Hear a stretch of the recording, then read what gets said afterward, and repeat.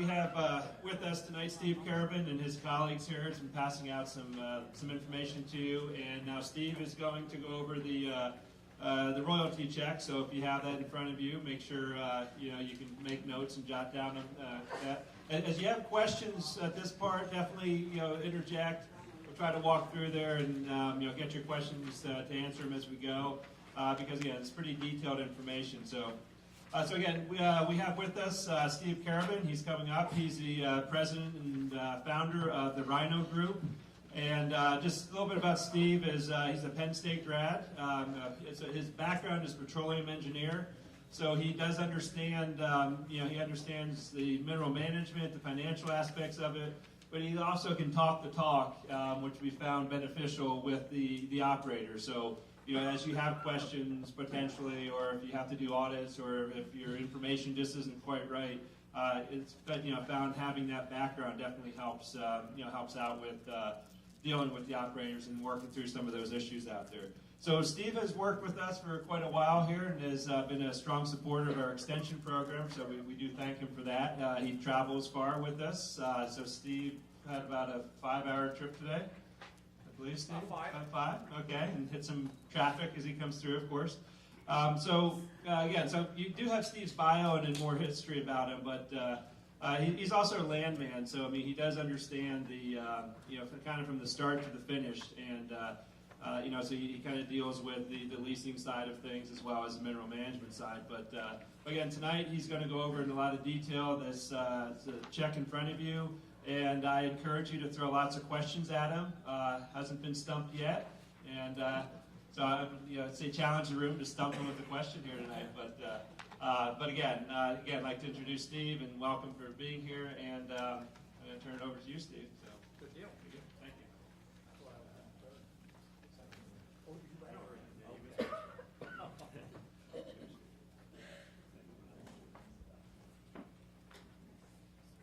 I assume we're being videoed? Yes. Typically I walk all over the room, but tonight I'll stay right here. So I stay in frame.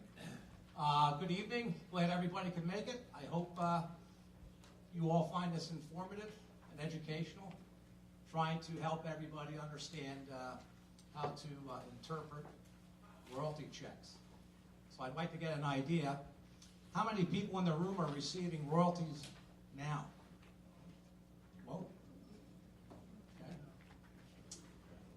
How many people are seeing on their revenue, their royalty check, natural gas liquids, condensate?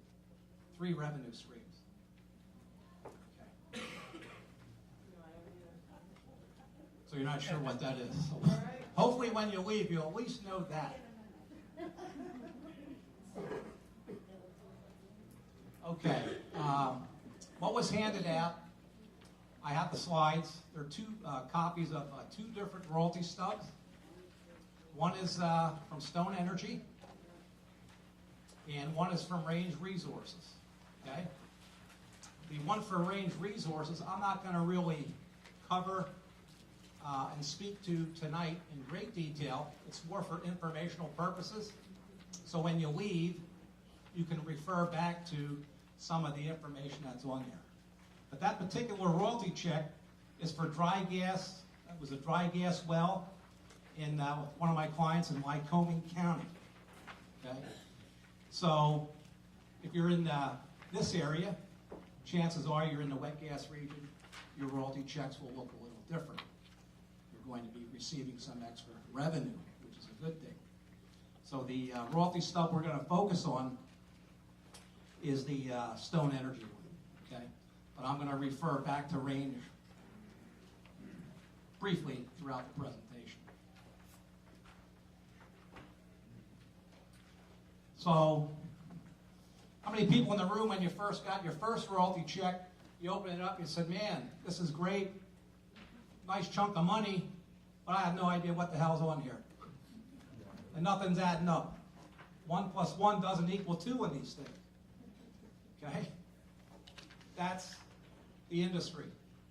The reason you can't really add all the columns or the rows together to get the next number exactly is because the oil and gas companies are rounding off. It's a rounding factor. So you'll be close, but you may never be perfect. And if you're like my wife, who's very anal, if it's not to the penny, will drive her crazy. So if you think you're going to get to that finite solution on these checks, it's not going to happen. As long as you're reasonably close, that's a good thing. Okay? They're using 8 decimal interest, eight digits, and by the time they round it, they come up with a slightly different number than what you see on the check. Okay? But as long as you're close, you should feel good about that. Okay?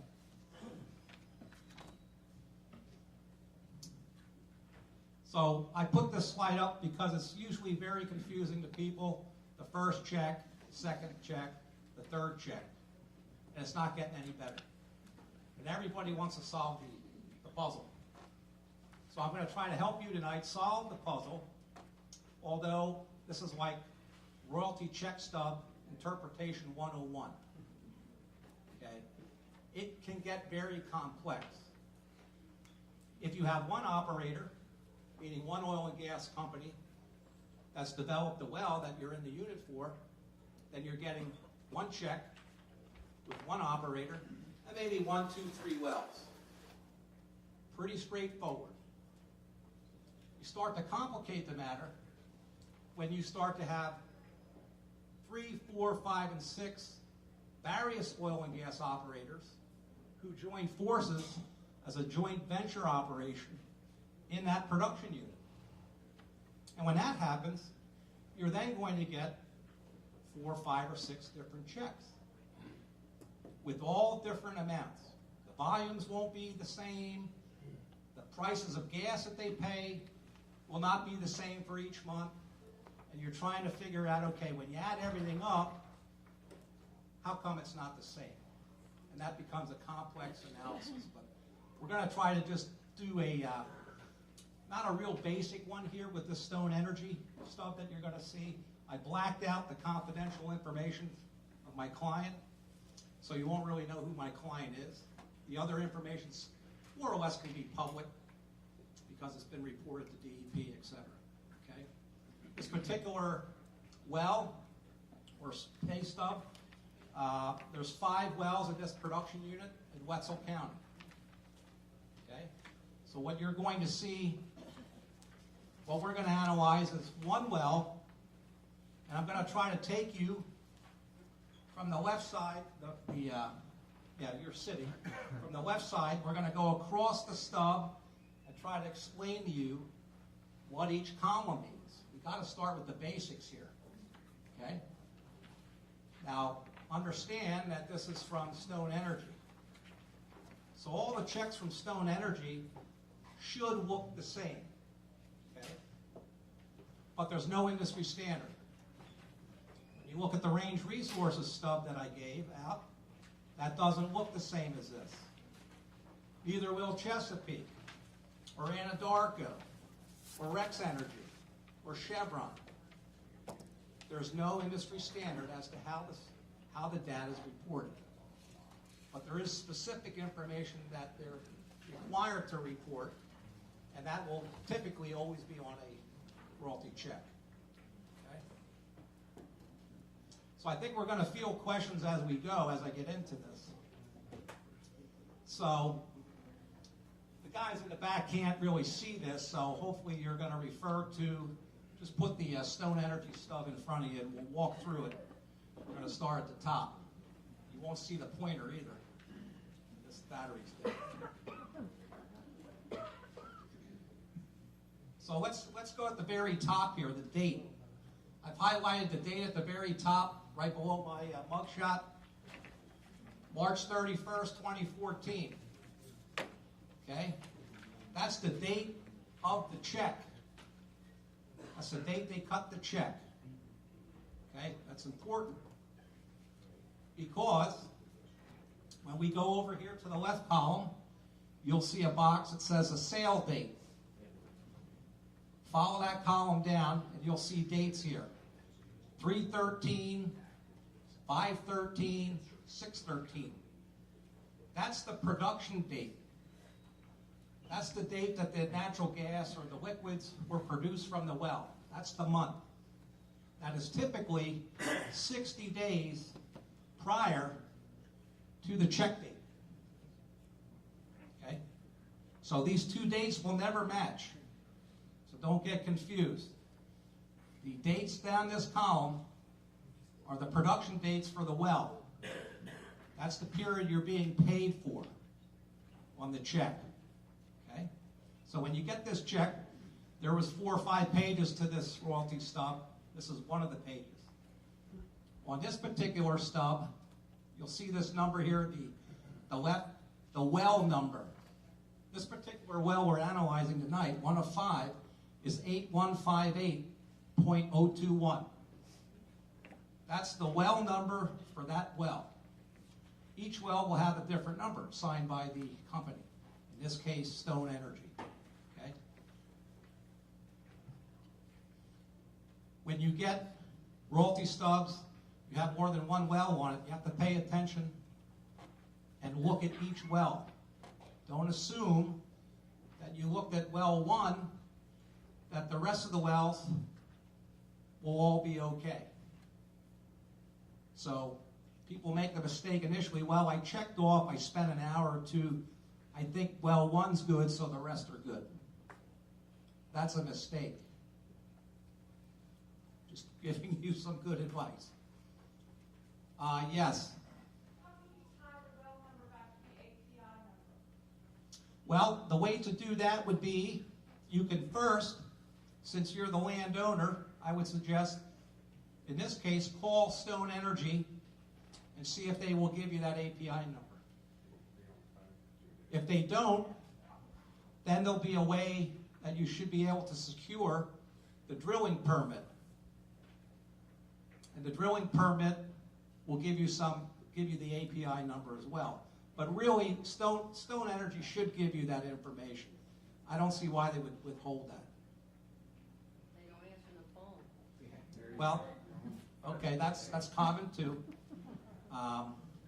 You have to be, all I can say is working, every operator is different. Some are better than others. It's to your best interest to try, be diplomatic as best you can. Okay? It will be frustrating if you can build a relationship somehow over the phone with someone, whether it's a division order analyst or whoever is handling these matters. I think it will go a long way. But cursing, slamming the phone on them is not going to help your matter. Okay? They have certain information that landowners are not going to be able to get. So you kind of need that balance. Okay? So I've been there. I know what. That's why I don't have any hair. So we know the production dates. It's always typically 60 days previously. So this check here for 313, that means natural gas, NG, is the product code. That's the amount you're being paid for production in 313 from that well. Okay. Now some companies pay, instead of 60 days after the fact, some will pay 45 days, like EQT. Typically I have some clients in Washington County. EQT pays every 45 days, so a month and a half. So it will depend, but industry standard is 60 days. Okay? So if they're producing today, you won't see that money for 60 days. It's got to get to the pipeline, get metered out, sales transactions, etc. Until that catches up, the accounting, they're not going to release the check. That make sense? No, okay. Down here at the bottom, if we stay on that very left-hand corner, you'll see payments for 114, which is January 14, versus the check date of March 14. Just to confirm, 60 days. I'm going to explain later why all these previous payments are being adjusted. Okay. But I don't want to go there yet. Let's just stay with current. So for this check at the moment, they're paying you for the gas on 1/14, end of the month, and you're getting it 2 months later. That's pretty straightforward. Let's go to the second column heading from the left. PC, circled in red. On this particular check, that stands for product code. What type of hydrocarbon is it? Another check, they may call that code something else, but on this one, it's PC, product code.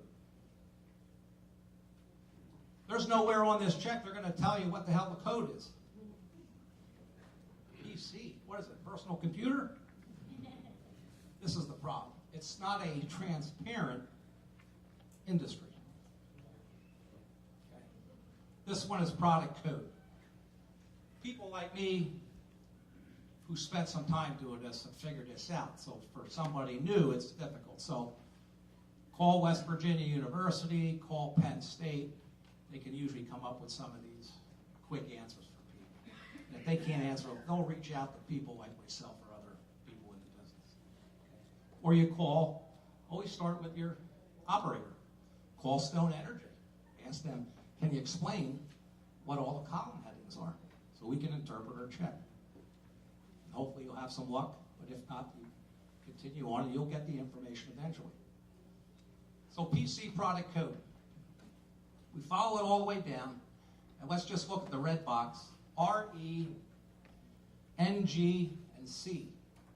So for Stone Energy, RE is natural gas, or that's shown on the last page of their stub. RE is called residue gas. It means nothing more than natural gas. Dry, natural gas. Okay? So on that line item here, you follow this line all the way across, that's what they're paying you for just the natural gas produced out of that one well for January of 14. Okay? We drop down to the second line, NG. Stone Energy abbreviation for natural gas liquids is NG. Okay? So in wet gas region, which you're in, you should be seeing dry gas, natural gas liquids, condensates. And if you're not, then that would raise, I have a collection of what I call red flags. When I start looking at people's stuff, it's one red flag after another. So you've got to make a note of this stuff. Well, how come I'm not only getting paid on natural gas, right? Where's the other stuff? Well, you may not be in the wet gas unit because there's a line between wet gas and dry gas. It runs through Washington, West Virginia. It's not a finite line. It's the best we could do, geologists, etc. But if you know other people are getting liquids, then you need to ask the question. It's easy for a guy like me to go out to a well site and look at the equipment that's there, and I can easily tell then if they're producing liquids or not, but you wouldn't be able to do that. But somebody from the university could probably help you with that. Okay? So that's natural gas liquids. We'll talk about we can talk about how that's reported. Natural gas liquids is a liquid, and that'll be reported in gallons. Okay? Gallons. The RE, dry gas, is reported in 1,000 cubic feet, or MCF, okay? Because that's a gas. Condensate is also a liquid. That's the third item here being produced out of this well, and you're being paid for condensate. That's a liquid, but that's reported in barrels, okay? So you wonder, well, natural gas liquids is a liquid. Why is that in gallons and then condensates in barrels? I really don't know why they do it, but that's the industry standard. So barrels, there's 42 gallons in a barrel. Okay. So you can convert it to gallons if you needed to, but that's how it's reported.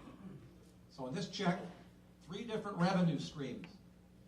So if you're a landowner in wet gas, you should be seeing 3 revenue streams, and you're doing far better than the people in the Northeast, where it's all dry gas. They get one revenue stream. And they'd all like to swap you with their acreage. Okay? Because it's much better. You're going to make that much more.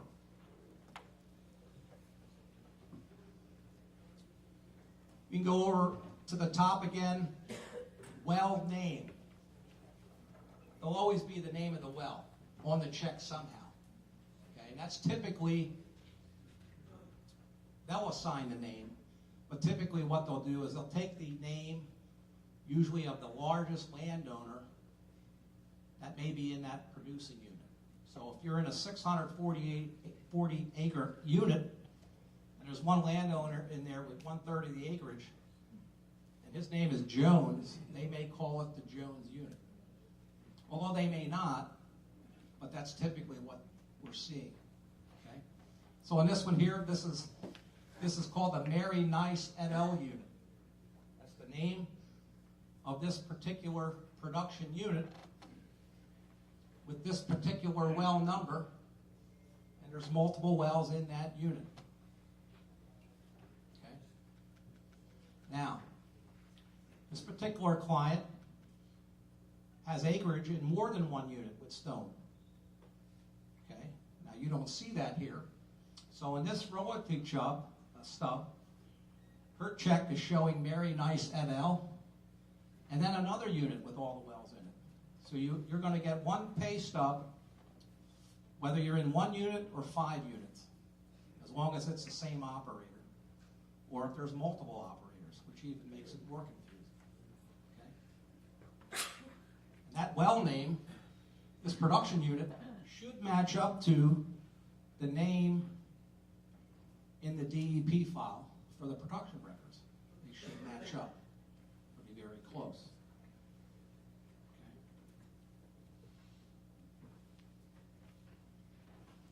We go down to the next column. Let's see, fourth one, that'll be price.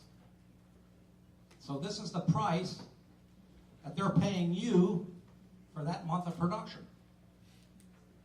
So most people get their check, they see that number, they're watching CNBC and watching the natural gas prices all day long, and they're going up, going down, they get their check, and what the hell's going on here? It's much less than what I just saw. Well, that number you see on like CNBC all day long, that's like the national average. That's the Henry Hub price. That Henry Hub price has nothing to do with your price here in this region. And I'm going to explain how gas is priced later. Okay, but just for now, you as a landowner, you see down here for natural gas RE, $4.72 per MCF. You as a landowner basically have to assume that that's correct. How are you going to determine if they're off a quarter or a dollar? That's where royalty check stub interpretation 501 comes into play. We won't go into that level of detail, but I'll skim on it later. There is a way to determine whether that 472 is reasonable for the month. Okay? I won't discuss it yet. What becomes a little harder is to see, okay, natural gas liquids, they're paying me $1.37 a gallon for the month. And for condensate, they're paying me $54 a barrel. How are you going to know if that's correct? So, I can tell you, when landowners first get into it, they're all excited. They're going to really be diligent. They're going to turn into CPA accountants on this stuff. And I'm going to keep these people honest. And they start working through this stuff. After a while, the frustration sets in.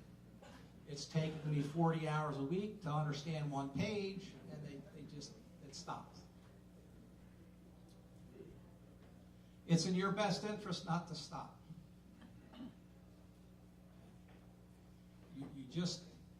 It's something you need to pay attention to. If you want to make sure you're getting paid for what's due to you. per your terms and conditions on your lease. If you want to be passive, just, hey, it's great, it's money, free money, I'm good. Put it in a drawer, walk away, that's fine too. That's a personal decision, yes. It seems to me that you are kind of insinuating that it might be good for us to be persistent because it is inaccurate.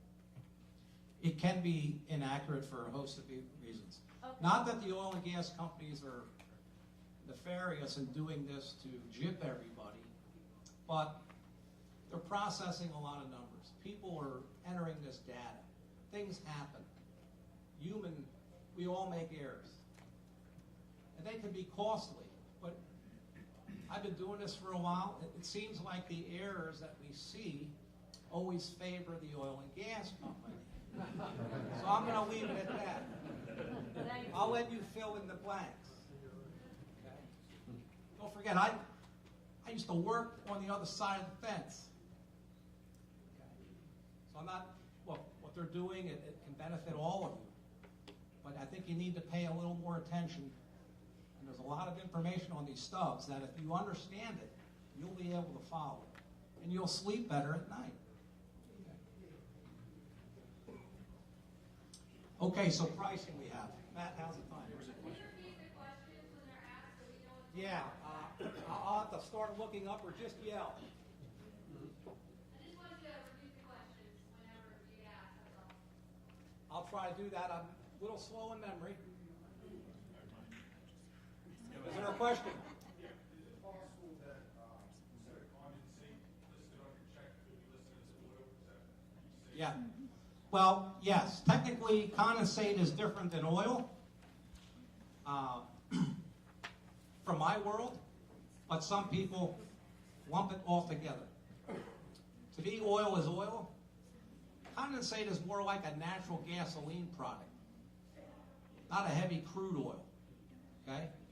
So it's something you need to talk to your operator about. And if they're hitting crude oil, a heavier oil or a light oil, then they should list it as oil, not as condensate, because that's going to pay a different price. Well, I'm finding out on my stuff, there's no listing for condensate, just oil. Just oil. NGL is natural gas liquids. Gas would be either NG or RE or just G. MCF is the unit. That's the measurement. That's right. All it says on my stub is O for oil, but the superintendent over there on the pad, he told me it's high gravity. What does he mean by that? It's high gravity oil. He said it could be comparable to North Sea crude. Well, it's possible. Where's your well at? In Belmont County, Ohio, the Utica well. Oh, okay. So that, yeah, that in that area you would have that higher specific gravity oil there. We're not seeing that really here that I'm seeing in West So Virginia. that should be worth more money. It should be, as far as I'm concerned. My check stubs are a lot simpler than what I see on this your representation. Well, you're a blessed man. The questions I have, and what I've argued with the oil company, is they charge me a lot of money for severance. I did not sever the oil from the bowels of the earth. They severed it. Why do I have to pay the severance tax? And why do I have to pay to gather it? What? Yeah, that could be another seminar. That's all about deductions, and they're going to talk about that. That's all legalese in your contract, and they're going to address that after I'm done. Deductions. That's one of the many deductions that they fool around with. And that's what you're talking about. So we'll let them address it, and you can talk to me afterwards if you like. So we kind of strayed on the pricing. It's like, hey, whatever they say, it's kind of what it is. I'm going to then show you, well, why don't I just do it now? I'm on the pricing. It looks like it struck a nerve. Like, you know, if you think it's worth 5 and they're giving you 2, there's a problem, right? And you want to know, well, you know, what? Usually when people call me, they say, I really just want to know what's going on. And that's the problem. We're trying to, like, figure out the puzzle here. So So let me jump. I'm going to jump off this. You don't have this slide because I'm going to just speak to it. You can't all see this, but this, I'd be happy to send this PDF, these slides. I only have 8. I'll send them to anybody who wants them electronically. You can call Penn State or West Virginia University. I'll send them to you. This is a map of the United States. I have it labeled here, U.S. natural gas market points. I'm going to just speak to natural gas at the moment. All these little red dots here, northeast, south, southwest PA, across the country, these are the marketing points where natural gas is actually sold. So the gas is coming from your wellhead, leaving the wellhead, through a gathering line, to another bigger pipeline. Eventually it gets to a big transmission line and goes to market. And these are market points. There's well over 100 of these, 200. But just in PA, there's close to 100 areas where natural gas can be sold. So if you have a well in West Virginia here, Marshall County, Wetzel County, people like me subscribe to a service where we get daily market pricing for every point that's active in the United States. So if I know where your well is, I'll probably be able to figure out where the gas is going, to what compressor station, what processing facility, and then where is it going to then end up, maybe 1 or 2 or 3 places for marketing. And that's where it's going to be sold. Well, I get a price for each of those places every day. So all I have to do is add that up, average it for the month. And if you were paid $4.37 for the month from that well, and my average tells me my average is $5.89, another red flag goes up, I got a problem. It's not going to be exact, but it needs to be close. You need to then ask the question. Okay. When you can ask the question with some credibility behind it, you'll then most likely get an appropriate answer. Okay? But anyway, so natural gas is sold all over the place, and the prices differ every month at all these red dots. So I blew up the Pennsylvania Northeast, down here southwest, and you'll see all these red dots. This is where natural gas is sold, and that's where the price is established. Gas is sold every day. Prices are different every day. So we got to look at the monthly average. Then that's how you check to see if we're even close. It's a little complicated, but that's how you can do that. I'm just trying to leave you that there is a way to quantify it to see if it's within reason. And if it's not, then you could raise the flag with the operator. Does the volume vary every day too? Yes, the volume of a well varies minute to minute. Does it just help everybody like a little bit that there is some way to help people quantify it if you want to go there?